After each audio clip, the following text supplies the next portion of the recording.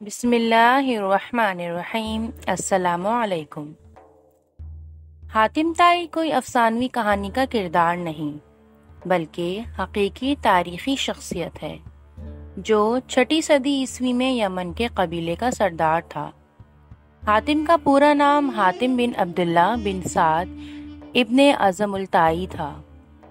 حاتم کی ماں نہایت ہی دولت مند اور سخی خاتون تھیں، جن کی وفات کے بعد حاتم کے بھائیوں نے اس کا مال روک لیا اور حاتم پر بے شمار ظلم ڈھائے۔ حاتم کو سخاوت وراثت میں ملی تھی، یہی وجہ تھی کہ وہ جوان ہو کر نہایت ہی سخی شخص ثابت ہوا۔ حاتم نے سخاوت میں اس قدر مبالغہ کیا کہ جب وہ بچپن میں دادا کے پاس رہا کرتا تھا، اس وقت وہ اپنا کھانا لے کر باہر نکل جاتا۔ اگر کوئی مل جاتا تو ساتھ مل کر کھا لیتا، ورنہ کھانا نہ کھاتا۔ یوں حاتم پورے عرب میں مشہور ہوا اور اس کی سخاوت کے چرچے عام ہو گئے۔ کچھ لوگوں نے حاتم کی سخاوت کے بہت سے قصے گھڑ لیے، لیکن اس کے باوجود حاتم کی سچی حکایت اس کی سخی شخصیت کی دلیل ہے۔ عرب میں جبل سمرہ کی چوٹی پر واقع ایک مقام تھا جہاں حاتم رات کے وقت آگ جلایا کرتا تھا تاکہ علاقے سے گزرنے والوں کو راستے کی رہنمائی حاصل ہو سکے۔ اس مقام کو آج حاتم طائی کا آتش دان کہتے ہیں۔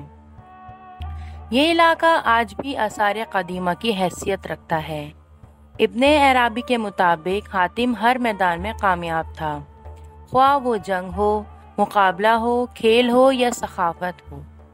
زمانہ جاہلیت میں ماہ رجب کا چاند بہت ہی مقدس مانا جاتا تھا، لہٰذا جب رجب کا مہینہ شروع ہوتا تو حاتم ہر روز 10 اونٹ ذبح کرتا اور لوگوں کو کھانا کھلاتا۔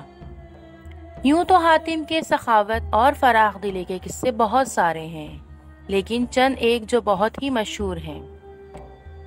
مشہور ہے کہ روم کے بادشاہ قیصر کے دربار میں ایک دن حاتم طائی کی سخاوت کا تذکرہ ہوا۔ ایک شخص نے بتایا کہ حاتم کے پاس عمدہ نسل کے گھوڑے ہیں جو نہایت ہی خوبصورت ہیں۔ حاتم کی یہ تعریف سن کر بادشاہ نے کہا، جب تک کسی آدمی کو آزمایا نہ جائے اس وقت تک اس کے بارے میں کوئی رائے قائم کرنا عقل کے خلاف ہے۔ بادشاہ نے کہا، جاؤ اور حاتم کی سخاوت کے بارے میں ہمیں معلومات فراہم کرو۔ اس سے کوئی ایسی چیز طلب کرو جو اس کی نظر میں سب سے زیادہ قیمتی ہے۔ درباری نے کہا کہ حاتم کے لیے سب سے زیادہ عزیز اور قیمتی اس کا تیز رفتار گھوڑا ہے، لہٰذا بادشاہ نے یہ حکم دیا کہ حاتم سے اس کا گھوڑا مانگ لاؤ اور میرے پاس لے کر آؤ۔ لہٰذا وزیر کے درباری کئی منزلیں طے کرتے ہوئے رات کے وقت حاتم طائی کے گھر پہنچے۔ جب وہ وہاں پہنچے تو موسلا دھار بارش ہو رہی تھی۔ ایسے خراب موسم میں گھر سے نکلنا نہایت ہی مشکل تھا، لہٰذا مہمانوں کے کھانے کا انتظام کرنے کے لیے حاتم نے اپنے گھوڑے کو ہی ذبح کر دیا اور دسترخوان پر لذیذ بھنا ہوا گوشت پیش کر دیا۔ صبح کے وقت جب بارش تھمی تو ان وزیروں نے کہا کہ ہمارے بادشاہ کے سامنے آپ کے گھوڑے کی بہت تعریف کی گئی ہے۔ بادشاہ چاہتا ہے کہ آپ اپنا گھوڑا بادشاہ کی خدمت میں بطور نذرانہ پیش کریں۔ وزیر کی بات سن کر حاتم نہایت ہی افسوس کے ساتھ کہنے لگا کہ وہ گھوڑا تو میں نے آپ کو رات میں ہی کھلا دیا ہے۔ وزیر نے کہا، ہمارے بادشاہ کے سامنے آپ کے گھوڑے کی بہت تعریف کی گئی ہے، یہ بات اگر بادشاہ سنے گا تو وہ آپ کی سخاوت کا بھی قائل ہو جائے گا۔ سن 578 عیسوی میں حاتم کی وفات ہوئی۔ حاتم کی وفات کے بعد اس کا بیٹا عدی طے قبیلے کا حاکم بنا۔ وہ 9 ہجری میں مسلمان ہوئے۔ ان کے اسلام لانے کا واقعہ بہت ہی مشہور ہے۔ عدی اپنے قوم کے سردار تھے۔ قوم پیداوار اور مال و غنیمت کا 1/4 حصہ ان کے نظر کیا کرتی تھی۔ انہیں مسلمانوں سے سخت دشمنی تھی کیونکہ وہ عیسائی تھے اور اسلام کو عیسائیت کا رقیب سمجھتے تھے۔